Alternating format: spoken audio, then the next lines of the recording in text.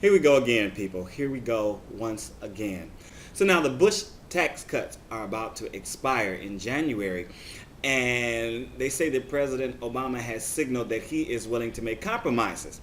I've always heard this phrase: if you fool me once, shame on you. If you fool me twice, shame on me. And it seems to me that compromising with the Republicans is playing the fool. It really does. Because it seems like what happens is we start with a good bill, that the people want, and then we start to compromise with the Republicans. And this gets changed, and that gets changed, and this gets watered down, and that gets watered down. Then it goes up for a vote, and most of the Republicans don't even vote for it. Okay?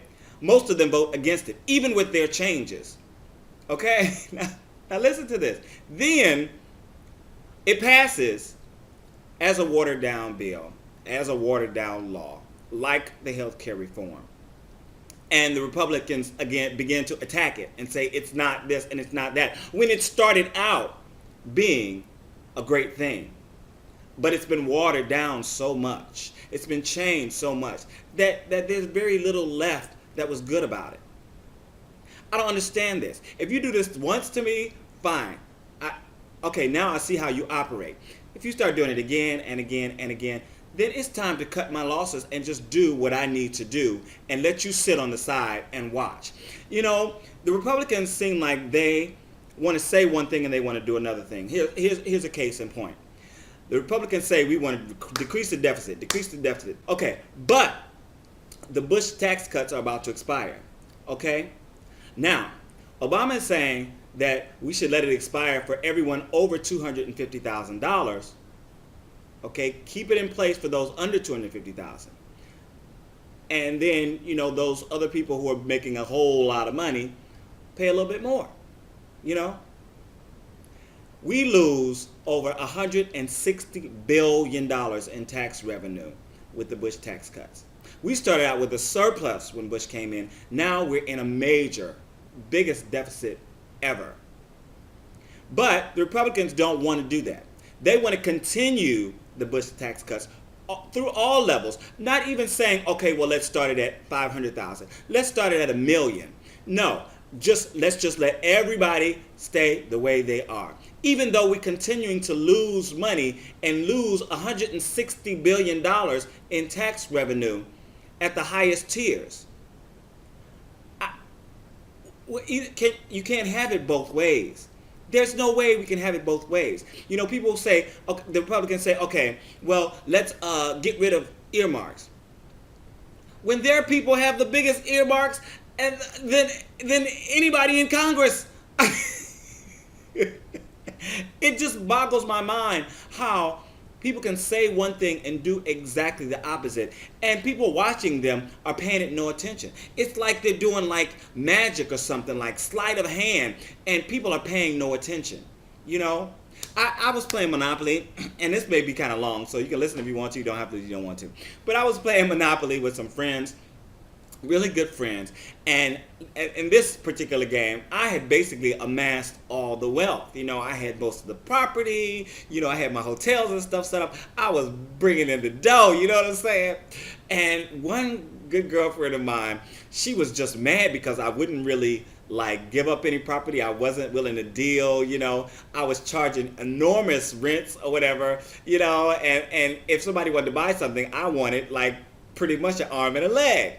And we thought it was funny, but she started getting mad because she said I wasn't playing the game right.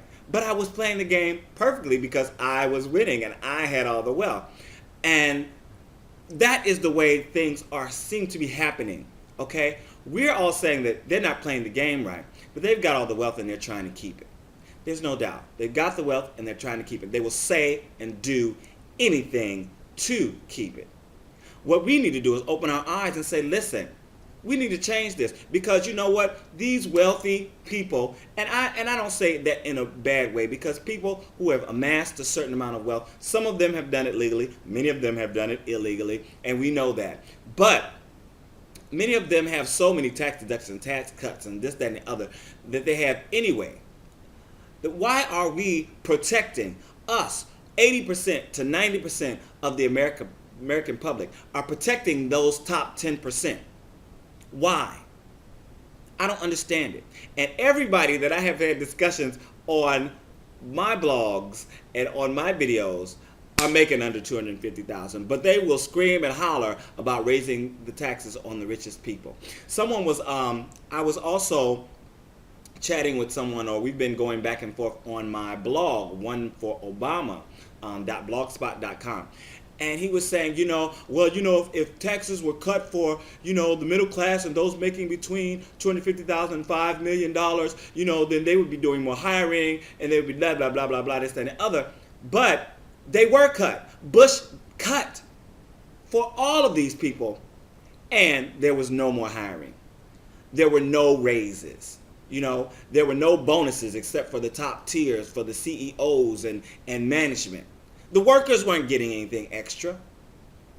We've seen this already, but this person will continue to say, oh yeah, if there were less taxes, then there would be more research and development in the U.S. No, there's not been more in the U.S. There have been more farming out into India and China and places where they can get it cheaper to make an even bigger profit. But we continue to say the same old things. The Republicans continue to say the same old things. And when we've seen it before and it's not happening. So why are people continuing to vote this way? I just don't understand it. Can you tell me? I appreciate it. Pop it down in the comments. Thanks a lot.